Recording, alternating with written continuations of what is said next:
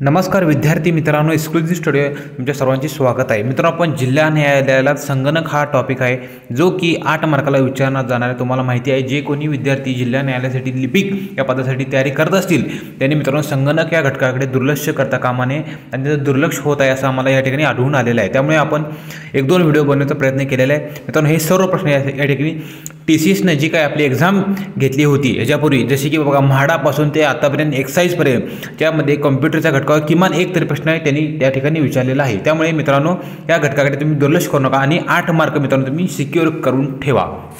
चला बघा, जास्त वेळ करतो आपण हा व्हिडिओ सुरू करायचा. बघा, पहिला प्रश्न पहा, मागितल्या नसलेल्या आणि मिळालेल्या ईमेल्सला काय म्हणतात. बघा, म्हणजे आपण जी मागितलेली नाही आहे आणि जो आपल्याला ईमेल प्राप्त होतो त्या ईमेलला काय म्हणतात. बघा, ऑप्शन पहा, स्पॅम, इनबॉक्स, लर्क आणि व्हायरस. बघा, तुम्ही ऑप्शन एलिमिनेट करायला शिका जेणेकरून तुम्हाला उत्तरापर्यंत पोहोचता येईल. तर बघा, व्हायरसचा या ठिकाणी काही संबंध नाही, ते व्हायरस तुम्ही या ठिकाणी एलिमिनेट करून टाका.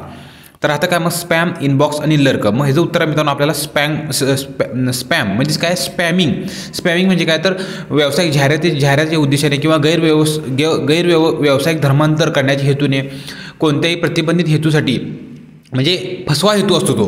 बघा, गैरव्यावसायिक म्हणजे आपल्याला नको असते ते, म्हणजे फसवा हेतू असतो तो, किंवा एकाच वापरकर्त्याला तो संदेश वारंवार पाठवणे याला या ठिकाणी स्पॅमिंग किंवा स्पॅम असं म्हटलं जातं. म्हणजेच काय, मागितलेलं नसल्याने मिळवलेल्या ईमेल्सला या ठिकाणी स्पॅम असं म्हटलं जातं. मित्रांनो, हा तुम्ही प्रश्न लक्षात ठेवण्याचा प्रयत्न करा. ऑप्शन क्रमांक 1 हे बरोबर आहे.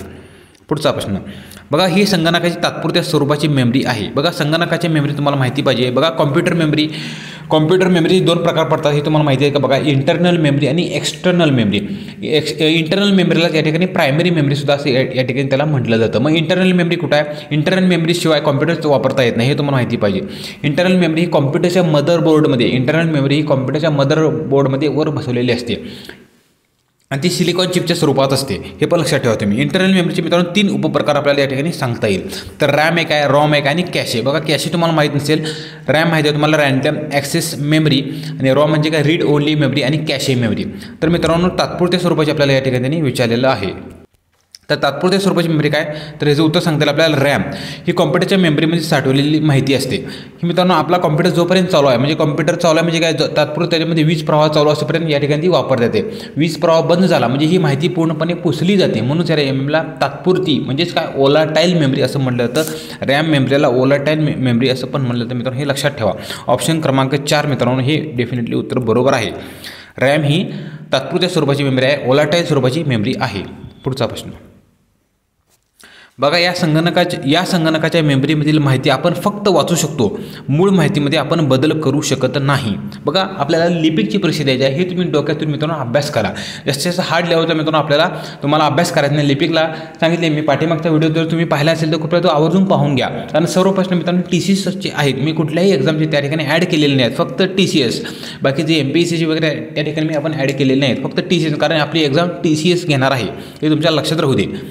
चला, तर मेमरीमध्ये फक्त वाचू शकतो आणि मूळ माहितीचा आपण बदल करू शकत नाही. तर त्याला काय म्हटलं जातं. मग ह्याचं उत्तर आहे मित्रांनो काय सांगता येईल आपल्याला, रॉम. या मेमरीमध्ये आपण फक्त बदल करू शकत नाही. म्हणजे काय, random read only memory. Read ओनलीमध्ये म्हणजे काय, आपण फक्त वाचू शकतो पण मूळ माहितीमध्ये आपण बदल करू शकत नाही, म्हणून याला रॉम म्हटलं तर रीड ओनली मेमरी. कॉम्प्युटर जरी आपण बंद केला तर त्या मेमरीमधील माहिती पुसली जात नाही. कॉम्प्युटर चालू होताच आवश्यक असा त्या म्हणजे प्रोग्राममध्ये तो साठवलेला असतो. म्हणजेच काय, रॉम. मित्रांनो, हे लक्षात ठेवा. रॅम आणि रॉममधला मी फरक या ठिकाणी तुम्हाला सांगून दिलेला आहे. रॅम पुन्हा एकदा सांगतो, रॅम म्हणजे काय, रँडम ॲक्सेस मेमरी. ही व्होलाटाईल मेमरी असते, म्हणजे तात्पुरत्या स्वरूपाची मेमरी असते. आणि रॉम म्हणजे काय, रॉममध्ये माहिती पुन्हा या ठिकाणी आपल्याला प्राप्त करता येते, रीड ओनली मेमरी. कॉम्प्युटर जरी बंद केला तर त्या मेमरीमध्ये माहिती पुसता येत नाही, त्याला या ठिकाणी रॉम असं म्हटलं जातं.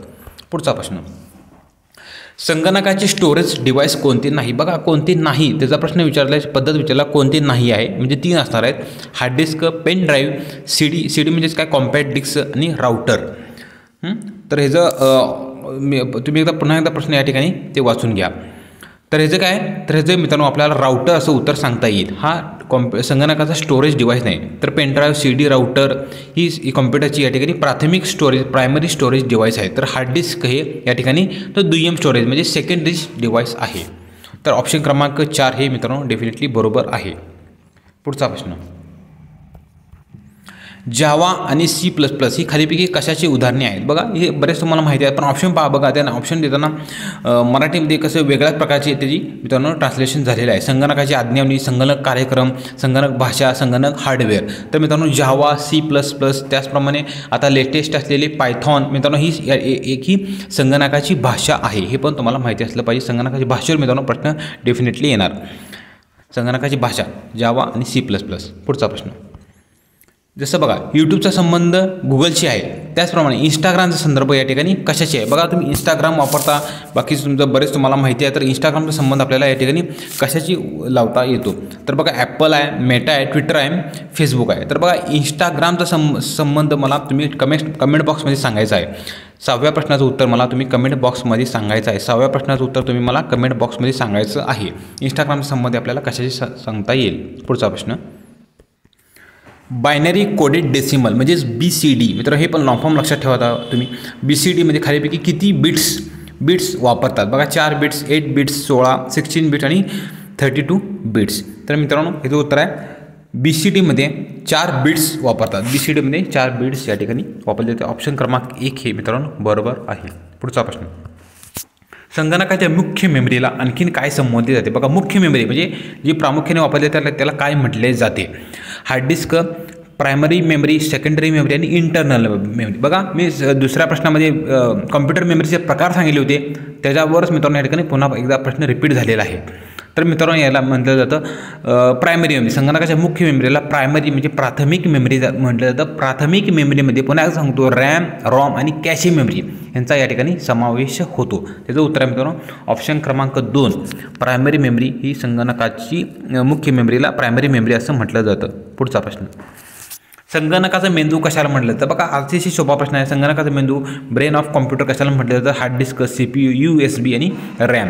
तर याचं उत्तर मित्रांनो कंट्रोल प्रोसेसिंग युनिट CPU ला या ठिकाणी संगणकाचा मेंदू म्हटलं जातं. बघा आता पुढच्या वेळेला असा प्रश्न येईल CPU आता बघा संगणकाचा मेंदू बऱ्याच जणांना माहीत आहे, तर CPU मधला असा कुठला घटक आहे तो संगणकाला प्रामुख्याने मुख्य भाग असं म्हटलं जातं? CPU मधला मदरबोर्ड किंवा मेमरी युनिट त्याला असं म्हटलं तर तो संगणकाचा महत्त्वाचा भाग आहे. CPU मधला सर्वात महत्त्वाचा भाग आहे. बाकीचे CPU मध्ये ALP आहे, ALU आहे, AU आहे, हे सर्व मित्रांनो घटक आहेत, पण त्याच्यात मुख्य घटक म्हणजे या ठिकाणी मेमरी युनिट किंवा मदरबोर्ड असं त्याला या ठिकाणी म्हटलं जातं. हे पण तुमच्या लक्षात राहणं गरजेचं आहे.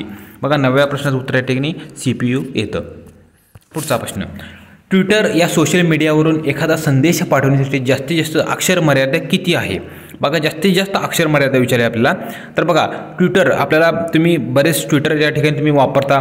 ट्विटरवर बघा आपल्या टेलिग्राम चॅनल आहेत, बाकी काही ट्विटर या ठिकाणी त्याला ट्विट करा असं म्हटलं तर आपण ट्विट करून सोडून देतो. पण मित्रांनो ट्विटरबद्दल माहिती तुम्हाला असणं गरजेचं आहे. जसे की ट्विटरची स्थापना कधी झाली, ट्विटरचे संस्थापक कोण आहेत, त्याचे बघा ट्विटरचा त्यानंतर लोगो बदललेला आहे, हे सर्व तुम्हाला माहिती असणं गरजेचं आहे.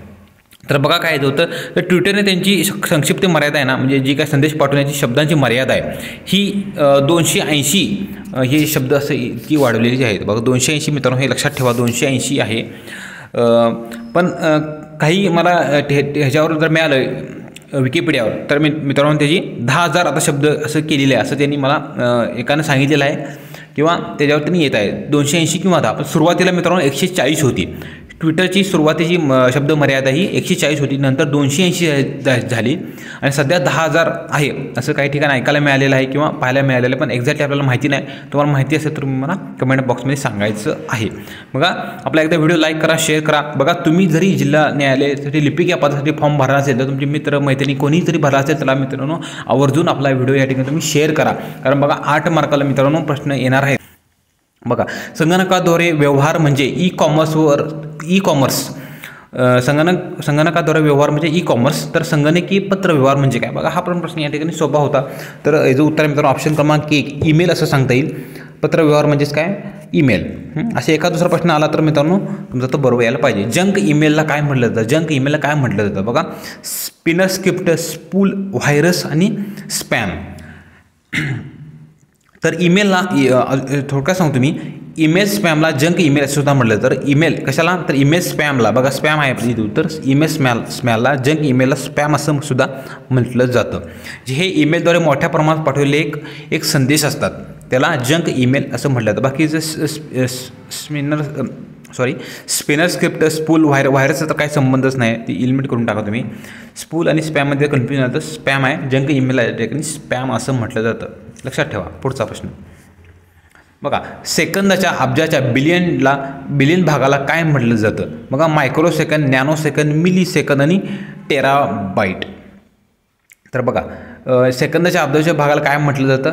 तर हे जो उत्तर आहे मित्रांनो नॅनो सेकंद. नॅनो सायन्स नाही आहे, नॅनो सेकंद आहे. लक्षात ठेवा तुम्ही, नॅनो सेकंद असं म्हटलं तर नॅनो सेकंद म्हणजे किती आहे? तर 10चा 9 भाग, 10⁻⁹ हे पण लक्षात ठेवा तुम्ही. 10⁻⁹ हा नॅनो सेकंद आहे. मग मायक्रोचं किती आहे? तर मायक्रोचं मित्रांनो 10⁻⁻6 आहे. 10⁻⁶ आहे, हे पण तुम्ही लक्षात ठेवा. त्याचप्रमाणे टेराबिट म्हणजे काय? तर टेराबिट हे मित्रांनो 1024 गिगाबाईट म्हणजेच 1 TB असं सुद्धा म्हटलं जातं. 1024 GB म्हणजेच 1 TB म्हणजे टेराबाईट असं त्याला म्हटलं जातं. तर आपलं उत्तर आहे मित्रांनो नॅनो सेकंद आहे. सेकंदाच्या अब्जाच्या भागाला बिलियनला 10⁻⁹ म्हणजेच नॅनो सेकंद असं त्याला म्हटलं जातं. पुढचा प्रश्न, कवच 2023 म्हणजे काय? बघा, कवच 2023 हा एक प्रोग्रॅम बनवला होता. त्याचा उद्देश काय होता असं त्याला विचारायचं आहे. बघा, DRDOची एक मिसाईल आहे, त्याचप्रमाणे इस्रोची उपग्रह प्रक्षेपक आहे, सायबर सुरक्षा हॅकॅथॉन आहे आणि रेल्वेची सुरक्षा प्रणाली आहे. बघा, ऑप्शनसुद्धा व्यवस्थित म्हणजे सर्वच उत्तर आपल्याला या ठिकाणी बरोबर वाटू शकतील. कारण बघा, DRDO कवच म्हणजे काय? बघा, एकाला वाटलं की बाबा मिसाईल आहे, ते काहीतरी कवच आहे, इस्रोनं काहीतरी कवच नावाचा काहीतरी उपग्रह सोडला आहे, किंवा रेल्वेची सुरक्षा प्रणाली आहे, कारण रेल्वे अपघात 1-2 झालेले आहेत, त्यामुळे रेल्वेने काहीतरी आणलेलं आहे, असं सर्व या ठिकाणी ऑप्शन बरोबर वाटू शकतात. पण हे जो उत्तर आहे मित्रांनो, कवच हा एक काय आहे? तर सायबर सुरक्षा आहे, हॅकॅथॉन आहे. कवच हे सायबर सुरक्षा आणि सायबर क्राईम हाताळण्यासाठी राष्ट्रीय स्तरावरील एक केलेलं एक हॅकॅथॉन आहे. जे कोण बनवलं? तर हे AICTC म्हणजेच काय? अखिल भारतीय तंत्र शिक्षण परिषद आणि bureau of police research development आणि भारतीय सायबर गुन्हे अन्वेषण केंद्र यांनी या ठिकाणी संयुक्तपणे हे विकसित केलेलं कवच आहे. बघा, सायबर सुरक्षा हॅकॅथॉन फक्त लक्षात ठेवा, तुमच्या एवढं सफिशियंट आहे. म्हणजेच हे जो उत्तर आहे ऑप्शन क्रमांक 3. पुढचा प्रश्न, टचस्क्रीन मॉनिटर खालीपैकी कोणत्या प्रकारात येतो? बघा, input device, output device, input output device आणि मॉड्यूल्स. तर बघा, तर मॉड्यूल्स हे काही येत नाही, त्यामुळे मॉड्यूल्स तुम्ही या ठिकाणी इलिमिनेट करून टाका लगेच. मॉड्यूल्स आणि टचस्क्रीनचा काही संबंध नाही. मग इनपुट आउटपुट राहतं आणि इनपुट आउटपुट. तर मित्रांनो, हे जो उत्तर आहे या ठिकाणी इनपुट आउटपुट. संगणकामध्ये मॉनिटर हे काय? तर इलेक्ट्रॉनिक उपकरण आहे, तुम्हाला माहिती आहे. तर ह्याचा उपयोग काय? तर संगणकामध्ये चित्र दाखवण्यासाठी केला जातो. मॉनिटरचा संगणक आपल्या जे स्क्रीन दिसते, डिस्प्ले दिसतो, त्याचं काय? तर चित्र दाखवण्यासाठी यासाठी वापर होतो. म्हणजेच काय? हे इनपुट आणि आउटपुट हे दोन्ही प्रकारचे डिव्हाइसमध्ये आपल्याला सांगता येईल. त्यामुळे इनपुट आणि आउटपुट हे टचस्क्रीन मॉनिटरचा या प्रकारात येतो. इनपुट आउटपुट डेफिनेटली 3 हे उत्तर बरोबर आहे. पुढचा प्रश्न पाहू, मोडेम हे संगणकाचे कोणते डिव्हाइस आहे? मोडेम हे संगणकाचे कोणते डिव्हाइस आहे? बघा, इनपुट आउटपुट स्टोरेज आणि कम्युनिकेशन. तर हे जे उत्तर आहे मित्रांनो, मोडेम हे संगणकाचे एक कम्युनिकेशन डिव्हाइस आहे. मोडेम हे काय करतं? तर मोडेम हे आपल्याला इंटरनेटशी कनेक्ट केलं जातं. इंटरनेटशी कनेक्ट करायला आपल्याला मोडेम लावतं. त्यामुळे हे जे उत्तर मित्रांनो कम्युनिकेशनसाठी, कारण इंटरनेटचा संबंध काय? तर आपल्याला कम्युनिकेशन करण्यासाठी इंटरनेटचा जास्त वापर होतो. तर मोडेम काय? एक अनुवादक, ट्रान्सलेटर किंवा म्हणून त्याला उपयोग केला जातो. त्याचप्रमाणे इंटरनेट सेवा प्रदाता ISP कडून सिग्नल अर्थ लावून देण्यासाठी, त्याचप्रमाणे हे सिग्नल कोएक्सिस केबल किंवा फोन लाईन्सवर पाठवले जातात. हे का लक्षात ठेवू नका, फक्त लक्षात ठेवा मोडेमचा संबंध या ठिकाणी इंटरनेट जोडण्याशी आहे, म्हणजेच कम्युनिकेशनची आहे. हे जे उत्तर मित्रांनो ऑप्शन क्रमांक 4 हे बरोबर आहे. पुढचा प्रश्न, संगणकात टेबलमधील रोल्स नष्ट करायचे असतील तर कोणते फंक्शन वापरले जातात? बघा, हा जरी प्रश्न मराठीमध्ये असला तरी मी ऑप्शन इंग्लिशमध्ये ठेवले आहे, जेणेकरून तुमचे ते पटकन लक्षात येईल. मराठी जर दिले असते तुम्हाला ते थोडंफार कन्फ्युजन झालं असतं. त्यामुळे मित्रांनो, संगणकाचे प्रश्न सोडवत असताना तुम्ही कृपया इंग्लिश लँग्वेजचा या ठिकाणी वापर करा. मराठी ट्रान्सलेट थोडं विचित्र आहे, त्यामुळे ते तुम्हाला जरी येत असलं तरी मित्रांनो तुम्ही चुकून इच्छिला. त्यामुळे मी पुन्हा एकदा सांगतो की संगणकाचे प्रश्न सोडवत असताना तुम्ही या ठिकाणी इंग्लिश लँग्वेजचा वापर करा. तर काय? Delete rows, remove rows, erase rows आणि कॉपी रोल्स. बघा, सर्व आपल्याला या ठिकाणी समान वाटतात. रोल्स नष्ट करायचे म्हणजे आपल्याला काय ते काढून टाकायचे. तर बघा, डिलीट वाटू शकते, रिमूव्ह वाटू शकते, इरेजमध्ये खोडू ते पण वाटू शकते, आणि कॉपी तर येणार नाही. त्यामुळे कॉपी तर तुम्ही लगेच हे काढून टाका. तर बघा, ह्याच्यामध्ये रिमूव्ह आणि इरेज हे तिन्हीमध्ये कन्फ्युजन होत असतात. पण रोल जर नष्ट करायचे तर आपल्याला या ठिकाणी डिलीट रोल्स या ठिकाणी वापरावं लागतं. ऑप्शन क्रमांक 1 हे आपल्याला बरोबर सांगता येईल.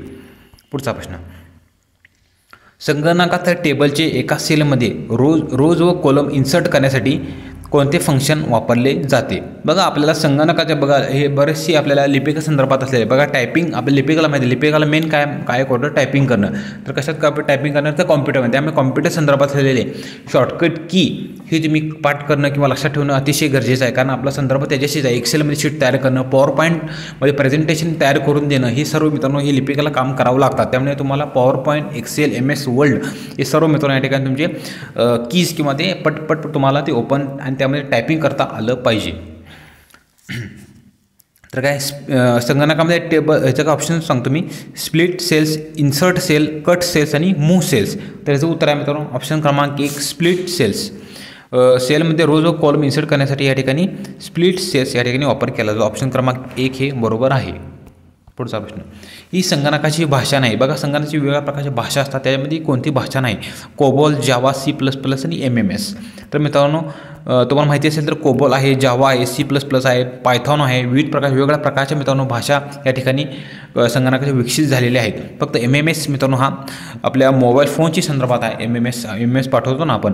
त्यामुळे MMS हा मोबाईल फोनची संदर्भात आहे. पुढचा प्रश्न.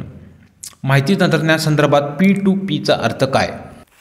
तर ऑप्शन पहा. Peer to peer, person to person, public to public आणि प्रायव्हेट टू प्रायव्हेट. बघा P2P सर्व अर्थ या ठिकाणी सेम वाटतात. P म्हणजे public, peer, person, public same वाटतात सर्व ठिकाणी.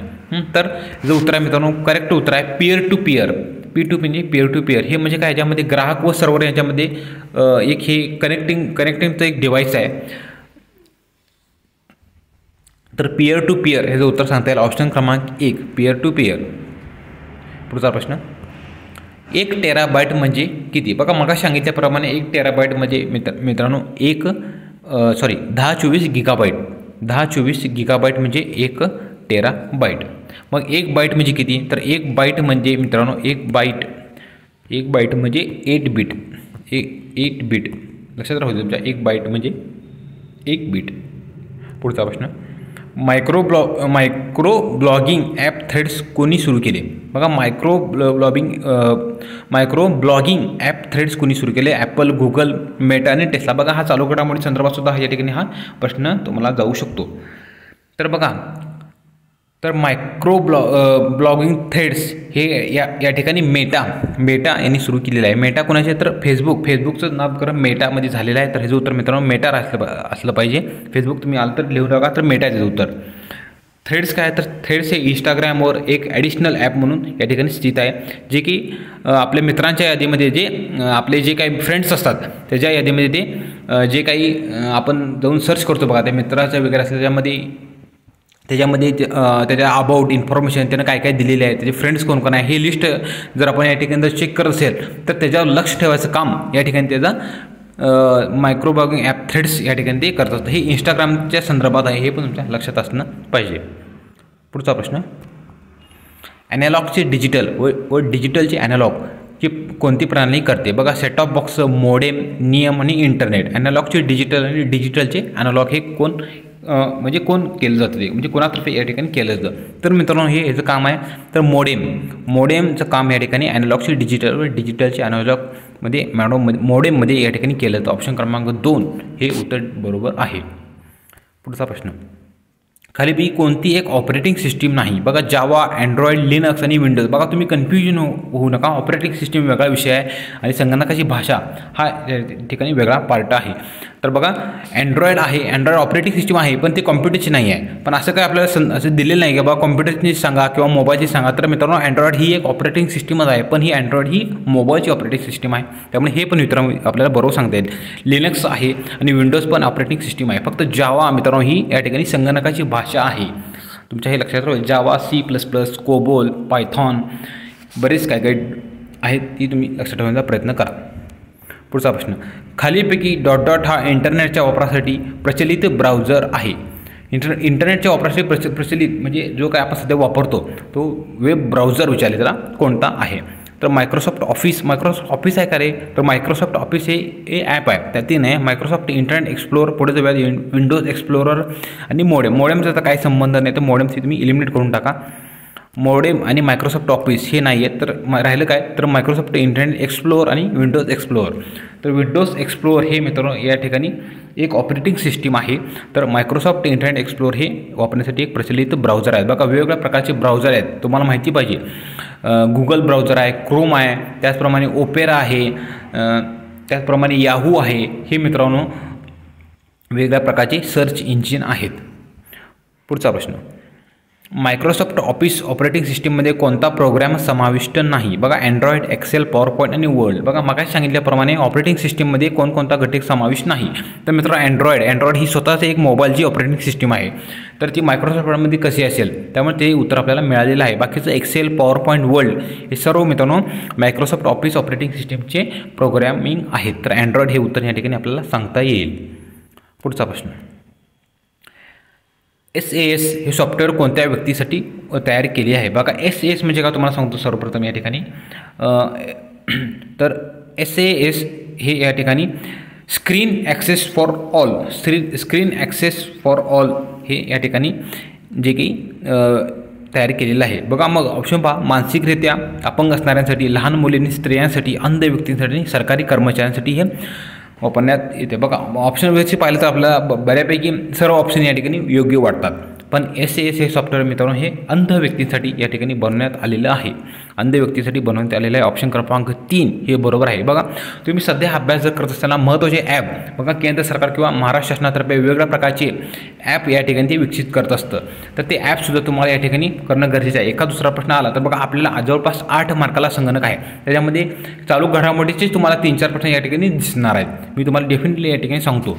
तर त्यामध्ये तुम्ही काय करायचं, तर बघा महत्त्वाचे ॲप, बघा हा ॲपच आहे एक प्रकारचा आहे. तो ॲप कशासाठी कोणी बनवला आणि कोणत्या उद्देशासाठी बनवला ते करा तुम्ही. पुढचा प्रश्न, संगणकाचे प्रोसेसिंग स्पीड कोणत्या एककामध्ये, युनिटमध्ये मोजले जातात? बघा संगणकाचे प्रोसेसिंग स्पीड आपल्याला विचारलेले आहे. तर बाईट, बीट्स, हर्ट्स आणि सेकंद. बघा बऱ्याच जणांनी उत्तर या ठिकाणी बाईट किंवा बीट्समध्ये या ठिकाणी ते केलं असतं. हर्ट्स म्हणणार वाटणार नाही, हर्ट्स येणार नाही, सेकंद पण येणार नाही. तर मित्रांनो ह्याचं उत्तर आहे हर्ट्स. तर संगणकाचे प्रोसेसिंग स्पीड मोजण्यासाठी या ठिकाणी हर्ट्सचा या ठिकाणी वापर केला जातो. क्लॉक स्पीड हा हर्ट्स म्हणजे GHz असं या ठिकाणी गिगा हर्ट्समध्ये आपला CPU प्रति सेकंद चालवलेल्याची चक्रांची संख्या या ठिकाणी मोजत असतो. हर्ट्समध्ये या ठिकाणी स्पीड मोजली जाते. पुढचा प्रश्न, संगणकामधील डेटा प्रोसेसिंग युनिट कोणते? डेटा प्रोसेसिंग युनिट विचारलं आपल्याला तर फ्लॉपी, हार्ड डिस्क, CPU आणि रॅम. तर आपल्याला डेटा प्रोसेसिंग युनिट आपल्याला CPU सांगता येईल, कारण CPUमध्ये सर्व प्रकारची क्रिया होत असतात. तो संगणका एक मेंदू आहे, संगणकाचे नियंत्रण केंद्र आहे असायला म्हटलं जातं. म्हणून त्याचं उत्तर आहे ऑप्शन क्रमांक 3 CPU आहे. पुढचा प्रश्न, डाटा कम्युनिकेशन रेट हा कसा मोजतात? बघा डाटा कम्युनिकेशन रेट विचारला जातं आपल्याला. पाठीमागे काय विचारलं होतं, संगणकाचा प्रोसेसिंग स्पीड विचारला होता. इथे काय विचारलं तर डेटा किंवा डाटा कम्युनिकेशन रेट विचारला. तर डेसिबल, हर्ट्स, मायक्रॉन आणि बीट्स पर सेकंद. तर ह्याचं काय उत्तर आहे, तर ह्याचं उत्तर सांगता येईल मित्रांनो ऑप्शन क्रमांक 4 bits per second. Bits per second हा आपल्याला डाटा कम्युनिकेशनचा रेट आहे. पुढचा प्रश्न, बघा आपल्या एकदा व्हिडिओ लाईक करा, शेअर करा. तुम्ही प्रथमच पाहत आपलं चॅनल जरूर सबस्क्राईब करा. तुम्ही आमच्या आरोग्य सेवकाचे व्हिडिओ पाहिले असतील तर कृपया ते सुद्धा तुमच्या मित्रमैत्रिणीला शेअर करा, कारण आपण एक्झाम रिलेटेड मित्रांनो सर्व व्हिडिओ या ठिकाणी बनवत आहोत. बघा अचूक ॲड्रेस लिहिण्याची पद्धत आपल्याला विचारलेली आहे. तुम्ही ॲड्रेस लिहिता तर ती बघा कशी लिहिता, www.google.com, www@google.in, xyz@gmail.com, www.http@google.com. तर योग्य पद्धत आहे मित्रांनो ऑप्शन क्रमांक 1 मध्ये बरोबर आहे www.google.com. ही मित्रांनो अचूक वेब ॲड्रेस लिहिण्याची पद्धत आहे. पुढचा प्रश्न, मायक्रोसॉफ्टची स्थापना कोणी केली? बघा Ratan Tata, Bill Gates, Steve Jobs आणि मार्क झुकेरबर्ग. तर मार्क झुकेरबर्ग तर येणार नाही, रतन टाटा तर येणार नाही, त्यामुळे ते तर तुम्ही उडवून टाका. स्टीव्ह जॉब्सचा पण काय संबंध आहे? तर मायक्रोसॉफ्टची स्थापना या ठिकाणी बिल गेट्स, मायक्रोसॉफ्टची स्थापना या ठिकाणी बिल गेट्स यांनी केलेली आहे. तर ती स्थापना कधी झाली, तर याची स्थापना 4 एप्रिल 1975. हे पण डेटसुद्धा लक्षात ठेवा, एक्झॅक्टली डेट लक्षात ठेवा तुम्ही. 4 एप्रिल 1975 रोजी मायक्रोसॉफ्टची स्थापना झालेली आहे. बिल गेट्स आणि पॉल ॲलन यांनी केलेली आहे. ही मित्रांनो अल्बुर्क, न्यू मेक्सिको येथे त्यांनी स्थापना केली होती. सर्वोच्च स्थापना यांनी न्यू मेक्सिकोमध्ये केली होती. हे पण तुमच्या लक्षात राहणं गरजेचं आहे. बिल गेट्स आणि पॉल ॲलन यांनी केलेलं आहे 4 एप्रिल 1975. डेट लक्षात ठेवा. पुढचा प्रश्न, 1 GB म्हणजे किती KB? 1 GB म्हणजे किती KB? तर हे जो उत्तर डायरेक्टली सांगून देतो मी तुम्हाला. ऑप्शन क्रमांक 4, 1 GB म्हणजे बघा, हे वाचून घ्या, 10 लाख KB. पुढचा प्रश्न, ईमेल प्रणालीचे कार्य खालीपैकी कोणत्या प्रोटोकॉलने होते? ईमेल प्रणालीचे कार्य कोणत्या प्रोटोकॉलने होते? SMTP, STTP, TCP आणि FTP. बघा या ठिकाणी इथं सांगून देतो मी, आपला पुढचा जो व्हिडिओ असणार आहे तो संगणकासंदर्भात असणारे महत्त्वाचे त्याचे फुल फॉर्म्स असं बघा, SMTP, STTP, TCP आणि हे जे आपल्याला काय सांगता येते, त्यामुळे संक्षिप्त रूप वगैरे तो पुढच्या व्हिडिओमध्ये एकदा भरून देतो. महत्त्वाचे 50 आहेत ते एकदम म्हणजे सारखे विचारण्यात येतात, किंवा जे वेगळे सुद्धा नवीन प्रकारचे सुद्धा आलेले आहेत ते सुद्धा तुम्हाला करणं गरजेचं आहे. ते एका पुढच्या व्हिडिओमध्ये एक 10-15 मिनिटाचा व्हिडिओ होईल तो, त्याच्यामध्ये ते तुम्हाला बनवून देतो. तर ईमेल प्रणालीचे कार्य हे प्रोटोकॉल होते SMTP. SMTP म्हणजे काय? Simple mail transfer protocol. हा इंटरनेट सर्व्हरच्या दरम्यान ईमेल संदेशनासाठी या ठिकाणी वापरला जातो. ऑप्शन क्रमांक 1 हे आपल्याला बरोबर सांगता येईल. पहिलं उत्तर बरोबर आहे. पुढचा प्रश्न, DDoS हा खालीपैकी कोणत्या प्रकारच्या सायबर संकटात मोडतो? बघा हा प्रश्न महत्त्वाचा वाटतो मला. फिशिंग, संगणक जाळ्यावरील हल्ला, फार्मिंग आणि स्टॅम. त्याचं उत्तर सांगता येईल मित्रांनो आपल्याला संगणक जाळ्यावरील हल्ला. संगणक जाळ्यावरील हल्ला याचं उत्तर आपल्याला या ठिकाणी सांगता येईल. ऑप्शन क्रमांक 2 हे मित्रांनो बरोबर आहे. DDoS म्हणजे काय? तर डिस्ट्रीब्युटेड डिनायल ऑफ सर्व्हिस. हा अटॅक हा नेटवर्कच्या सामान्य लोकांची म्हणजे जो काही आपल्या रेग्युलर लोकांशी संवाद साधण्यासाठी बाधित करण्यासाठी वापरला जातो. हा एक प्रकारचा सायबर हल्ला आहे. DDoS हा एक प्रकारचा सायबर हल्ला, संगणक जाळ्यावर केलेला हल्ला आहे. डिस्ट्रीब्युटेड डिनायल ऑफ सर्व्हिस म्हणजे DDoS. पुढचा प्रश्न, संगणकात वापरण्यात येणारे बायनरी नंबर पद्धतीची स्वरूप कशी असते? बघा 0 व 1 यांचा समूह, 0 ते 9 यांचा समूह, मुळाक्षरे 0 ते 9 यांचा समूह आणि 0 ते 11. तर याचं उत्तर सोपं आहे. संगणकाच्या बायनरी पद्धतीचे स्वरूप कसे असते? तर 0 व 1. 0 व 1 जे स्वरूप असते. ऑप्शन क्रमांक 1 हे मित्रांनो आपल्याला बरोबर सांगता येईल. पुढचा प्रश्न, संगणकास आपण पुरवलेल्या मूलभूत माहितीमध्ये त्याने केलेल्या बदलांना काय म्हणतात? बघा इनपुट आदान, आउटपुट प्रदान, प्रोसेस, प्रक्रिया आणि यापेक्षा वेगळे उत्तर. तर याचं उत्तर आहे मित्रांनो प्रोसेस. संगणकास आपण पुरवलेल्या मूलभूत माहितीमध्ये केलेल्या बदलाला प्रोसेसिंग असं त्याला म्हटलं जातं. प्रोसेस म्हणजे प्रक्रिया असं त्याला म्हटलं जातं. ऑप्शन क्रमांक 3. पुढचा प्रश्न, संगणकाची स्मृती डॉटमुळे वाढवली जाते. Hard disk, soft disk, chip आणि क्लस्टर. तर बघा संगणकाची मेमरी कशामुळे वाढवली जाते? संगणकाची चिपमुळे या ठिकाणी स्मृती वाढवली जाते. ऑप्शन क्रमांक 3 आपल्याला हे बरोबर सांगता येते. पुढचा प्रश्न, अनधिकृतरित्या व्यक्तीला समजू नये म्हणून डेटाचे व्यवस्थापन करण्याचा हा एक मार्ग आहे. डिस्क्रिप्शन, एन्क्रिप्शन, लॉगिंग आणि scrolling.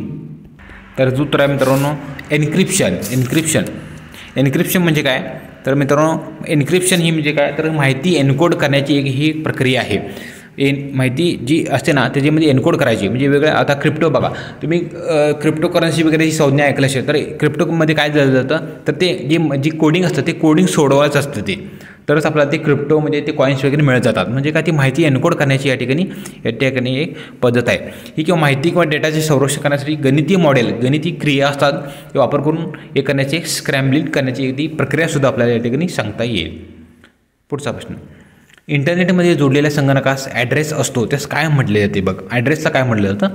Internet protocol, modem, home page आणि वरीलपैकी एकही नाही. तर याचं उत्तर मित्रांनो IP ॲड्रेस. इंटरनेट प्रोटोकॉलच मित्रांनो IP ॲड्रेस असं सुद्धा या ठिकाणी म्हटलं जातं. ऑप्शन क्रमांक 1 हे बरोबर आहे.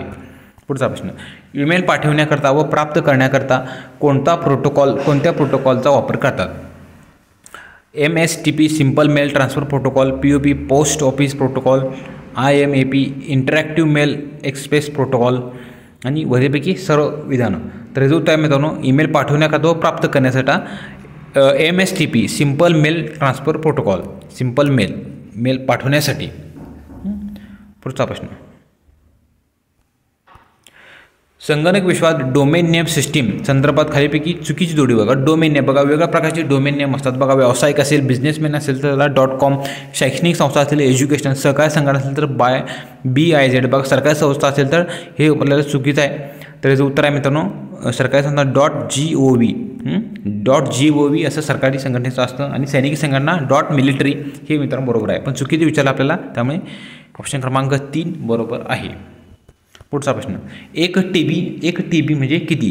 तर मित्रांनो 1 TB म्हणजे किती सांगता येईल आपल्याला? तर 1 TB म्हणजे 1000 GB, एक TB म्हणजे 1000 GB असं आपल्याला या ठिकाणी सांगता येईल. ऑप्शन क्रमांक 1 बरोबर आहे. पुढचा प्रश्न, इंटरनेटशी संबंधित असणारी संज्ञा HTTP म्हणजे काय? बघा, एका दुसरा प्रश्न घेतलेला आहे, मी सांगितले पाठीमागच. फुल फॉर्म जे करायचं आहे ते आपण पुढच्या व्हिडिओमध्ये बनवून देतो. जवळपास फक्त 50च दिन अतिशय महत्त्वाचे असणार आहेत. चुकून एका दुसरा प्रश्न आला तर तुमचा चुकता कामा नये. तर HTTP म्हणजे काय? तर हायपर टेक्स्ट मार्कअप लँग्वेज.